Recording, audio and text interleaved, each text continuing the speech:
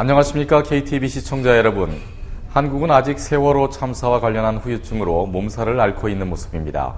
지나친 욕심과 책임감이 결여되었던 선사와 승조원, 발생한 사고에 제대로 대처하지 못한 공무원들, 그리고 자극적인 기사 작성에 열을 올렸던 언론들의 모습이 많은 실망감을 안겨주었습니다. 하지만 이웃의 아픔을 함께 나누고자 나선 많은 자원봉사자들과 노란 리본을 달며 마음을 모아주었던 각계각층의 국민들의 모습이 있어서 실망스러웠던 모습을 다소간 덮을 수 있었지 않나 합니다. 아무쪼록 조속한 사고 처리와 피해자 및 가족들의 회복, 그리고 보다 안전한 시스템 수립을 기대하면서 주간 경제 동향 시작하겠습니다. 지난 한 주 미 달러화는 전반적인 약세를 보였습니다. 이에 따라 인도네시아 루피아화 및 한국의 원화는 상대적인 강세를 보이며 그림상으로 보시는 것처럼 같은 모습으로 움직였던 한 주였습니다. 루피아화 환율은 4월 30일 미 달러당 11,562 루피아로 마감하며 지난주 대비 31 루피아 하락하는 모습을 보였습니다. 이는 전주 대비 0.35% 평가 절상된 것인데 앞서 말씀드린 것과 같이 인도네시아의 국내 요인보다는 미 달러의 약세에 기인하고 있습니다. 원화 환율은 4월 30일 미 달러당 1,032원으로 마감하며 전주 대비 8원 하락, 즉 0.73% 평가 절상되었습니다. 주중 1,030원에 근접한 환율을 보이기도 했던 원화 환율에 대하여 일부에서는 5월 예상 환율을 1,020원에서 1,050원 수준으로 결정될 것이라는 예측을 내놓는 것도 있습니다. 한국의 경상수지 흑자 및 높은 수준의 분기별 GDP 성장률 등을 고려한 것으로 보입니다. 100루피아당 원화는 4월 30일 9.01원으로 마감하며 전주 대비 거의 동일한 수준을 보였고 주중에는 8.9원대의 상대적 원화 강세의 모습을 보이기도 했습니다. 인도네시아 10년물 국채는 4월 30일 8.09%로 마감하며 지난주 대비 0.03%포인트 하락한 모습으로 장을 마쳤습니다. 종합주가지수는 4월 30일 4,840포인트로 마감하며 전주 대비 51포인트 하락한 모습이었습니다. 4월 30일 1일 거래량은 7조 루피아를 넘기면서 평균 거래량 대비 다소 높은 모습을 보였습니다. 최근 인도네시아 경제는 지난해에 비해 적어도 지표상으로는 개선되는 여러 모습을 볼 수 있었습니다. 대개 이런 환경에서 통화정책은 좀 더 성장에 도움이 될 수 있도록 기준금리 인하와 같은 완화된 통화정책을 기대하기 마련입니다. 하지만 인도네시아 중앙은행은 올해 남은 기간 동안 긴축적인 통화정책을 지속하겠다는 의지를 피력했습니다.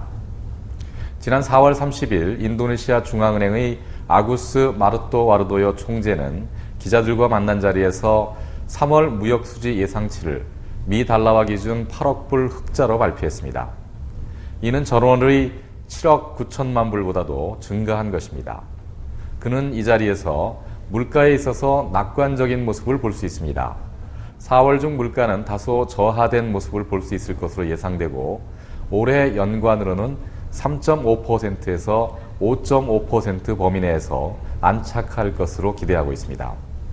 하지만 전반적인 통화정책은 계속 긴축적인 형태로 운영하게 될 것입니다. 경상수지 부문과 관련해서는 지난해 2분기 GDP 대비 4.4%의 적자를 보이며 최고치를 기록했었지만 올해 들어서는 1분기의 적자폭이 2% 수준으로 잠정 집계되고 있습니다. 라고 말했습니다. 아구스 총재의 발언을 좀 더 풀어보면 물가, 경상수지 등 주요 경제지표가 목표한 대로 안정적인 모양을 보일 때까지 기업들을 중심으로 높은 이자율을 인하해달라는 요구가 있더라도 올해 남은 기간 동안 통화정책을 완화하지 않겠다는 의지로 해석됩니다. 우선 5월 기준금리는 다음 주 목요일 5월 8일에 그리고 3월 무역수지 및 경상수지를 포함한 국제수지 확정치 발표는 다음 날인 5월 9일에 있을 예정입니다. 올해 1분기 투자 지출 규모가 발표되었습니다. 총 106조 6천억 루피아의 투자가 집행되어 전년 동기 93조 루피아 대비 14.6% 증가한 수치를 보였습니다. 증가율의 경우 지난해 3분기 27.3%, 4분기 26.4%와 비교할 때 크게 줄어든 증가율입니다. 그러나 루피아화의 평가절하 효과를 감안하더라도 규모면에서는 3분기 연속 100조 루피아를 상회하는 투자가 이루어지고 있다는 점은 긍정적인 것으로 파악되고 있습니다. 투자 주체를 보면 외국인이 74.1%의 비중으로 72조 루피아를, 내국인 투자가 25.9%, 34조 6천억 루피아를 각각 투자했습니다. 특히 내국인 투자는 9.8% 감소한 외국인 투자를 상쇄하는 견인차 역할을 했습니다. 부문별로 보면 외국인 투자액 중 24%가 광업 부문에 이루어져서 가장 큰 비중을 보였고, 식자재 그리고 육로 운송 부분이 그 뒤를 이었습니다. 내국인에 의한 투자는 32.8%가 전기, 용수 및 가스 산업 부문에 집중되었습니다.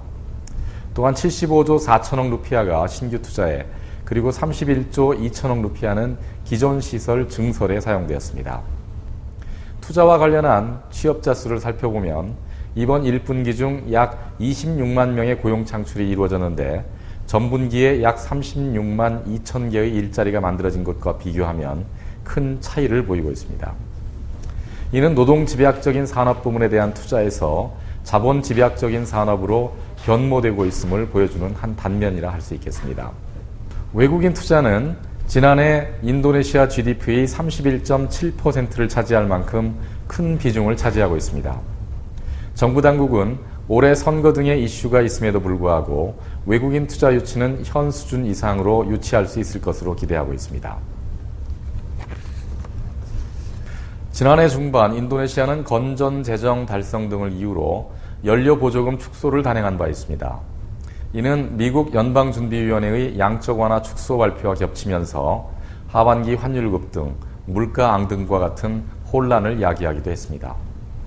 하지만 그 이후에는 재계에서는 서민들에게 좀 더 적극적인 혜택을 주는 정책 입안을 통해서 연료 보조금을 완전 철폐할 것과 이를 통한 재원을 사회 기반 시설 확충에 투자할 것을 건의하는 모습을 볼 수 있었습니다.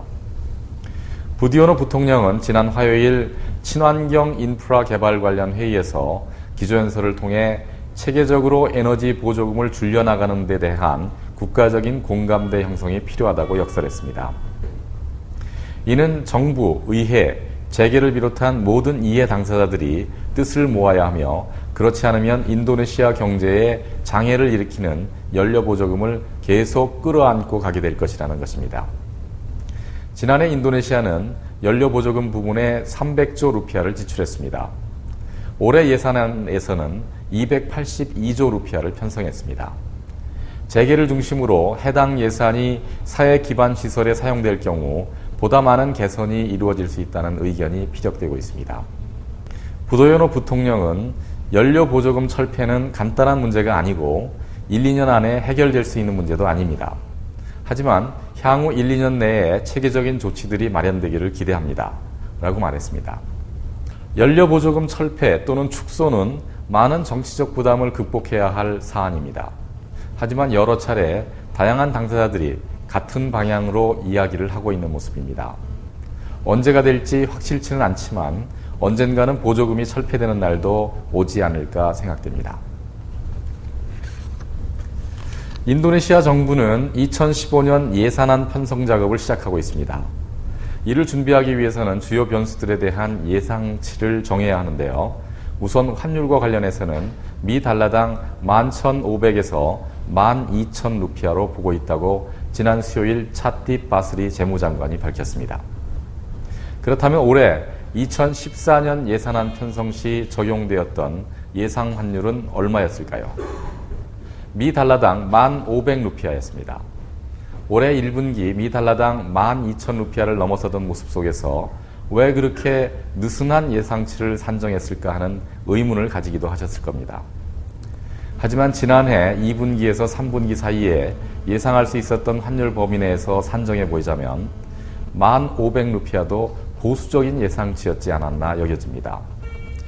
그리고 아르미다 알리스 자바나 기획부 장관은 의회에 제출한 2015년 기초 예산안에서 경제 성장률에 대하여 5.5%에서 6.3%를, 그리고 물가 상승률에 대하여는 3.5%에서 5.5%의 예상치를 각각 사용했습니다. 내년도 예산안 편성에 사용될 예상치가 내년에 정확히 맞으리라고 보기는 어려울 것 같습니다.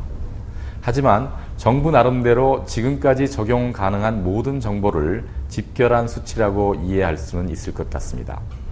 즉, 올해 남은 기간 사업을 구상하시거나 계획을 수정하시는 데 있어서 이러한 수치들을 참고하실 수 있지 않나 생각합니다. 대한민국이 전 세계에서 유례를 찾아보기 힘든 경제 발전을 이룰 수 있었던 가장 큰 원동력은 높은 교육열을 통한 인적 자원 개발에 있었다는 데에 이견이 없으실 겁니다. 지금도 한국의 교육열은 세계 최고라고 할 수 있을 것입니다. 인도네시아도 인적 자원 개발, 교육에 더 많은 관심과 투자가 이루어져야 한다는 분위기가 이어지고 있습니다. 지난 화요일 친환경 인프라 개발 관련 회의에 참석한 자리에서 부디오노 부통령은 요즘 재계 인사들을 만나보면 국내에서 양질의 근로자를 구하기가 쉽지 않다는 말을 자주 듣게 됩니다. 더 나은 인적 자원을 만들어내는 데 실패한다면 인도네시아의 경제 성장은 더 이상 기대할 수 없습니다. 라고 말했습니다. 같은 맥락에서 국제노동기구 즉 ILO는 2013년 국가별 보고서에서 인도네시아에 대해 인도네시아의 노동시장은 교육 수준이 낮은 개인들로 구성되어 있다. 취업자 수가 확연히 증가하는 모습을 볼 수는 있지만 대학 교육을 마친 이들의 비율은 상대적으로 낮은 수준이다 라고 정리했습니다. 또한 보스턴 컨설팅 그룹의 보고서에서는 대학 교육 연령대의 인구 중에서 대학에 등록한 이들의 비율은 20%를 조금 넘는 수준에 불과하다고 밝히고 있습니다. 이는 브라질, 러시아, 중국보다도 낮은 수치입니다. 한국의 2010년 대학 진학률이 79%인 것과 비교하면 현격한 차이라고 할 수 있겠습니다.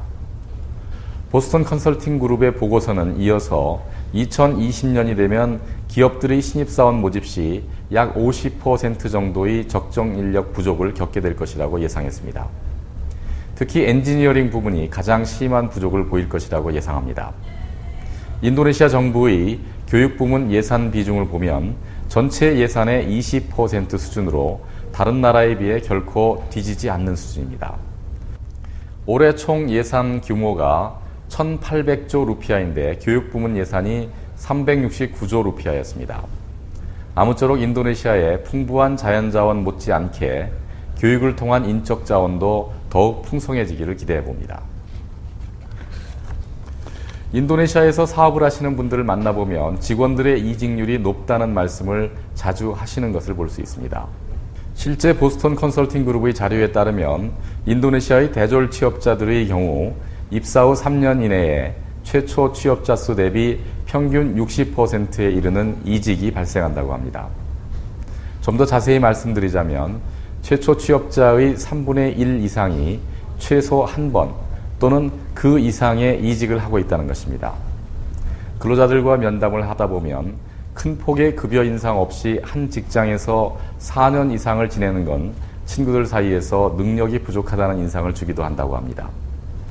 한국에서는 심각한 취업난과 함께 일단 한번 취업을 하면 한 직장에서 회사와 개인의 성장을 함께 도모하는 문화가 아직 지배적입니다. 사회가 발전하면서 좀 더 안정적인 모습으로 고용 문화가 바뀌어서 종업원들의 잦은 이직과 이로 인해 속을 끓이시고 계신 인도네시아 내 사업가 여러분의 고민도 사라지기를 바라는 심정입니다.